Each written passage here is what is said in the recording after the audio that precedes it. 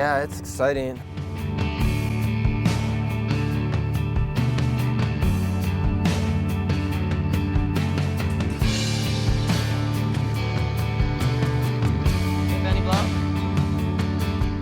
I just love it because it's glowing when you work with it. It's red hot and you can't touch it, and it moves like nothing else.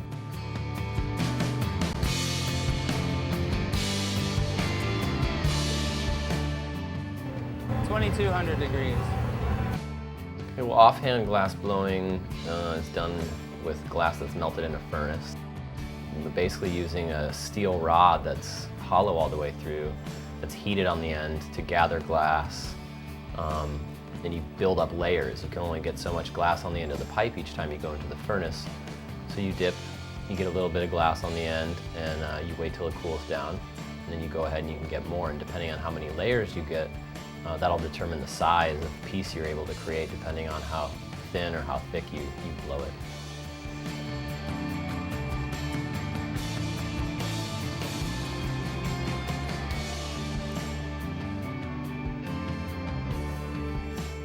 You also have a reheating chamber called the glory hole, which is about 2,300 degrees.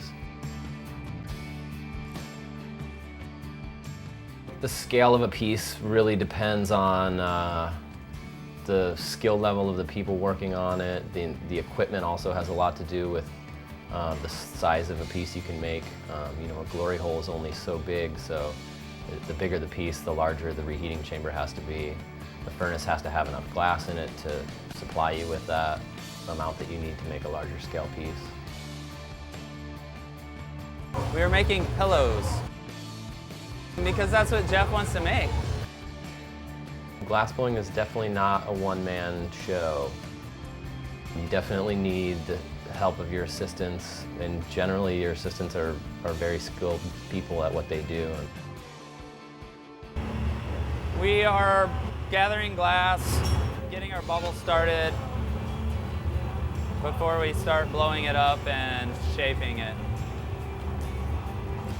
So right now he's blocking the glass just to get it into a nice shape for blowing. So we'll start heating it soon and then blowing it up and begin the process of shaping.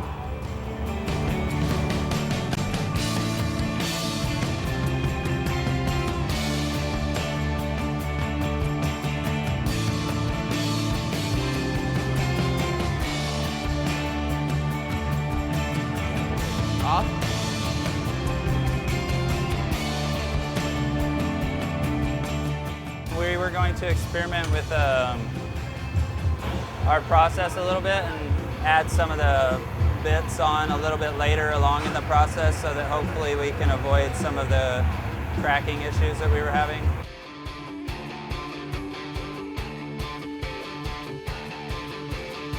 And without the assistance, you wouldn't be able to do very much at all.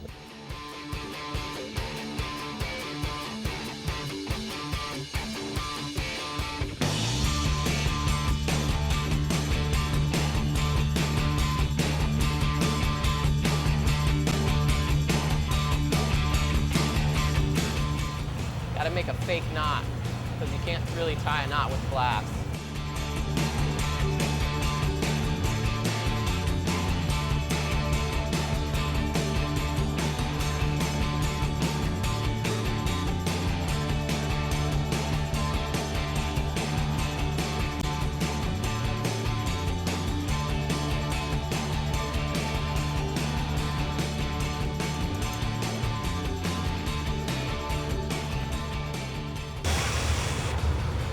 Pull my hand off every now and then.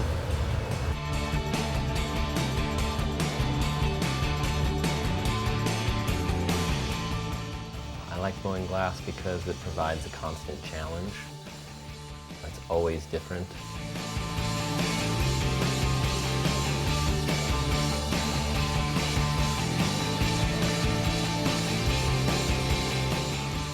Glass is really just one of those things that is just a material, part of life that you can play with and have fun.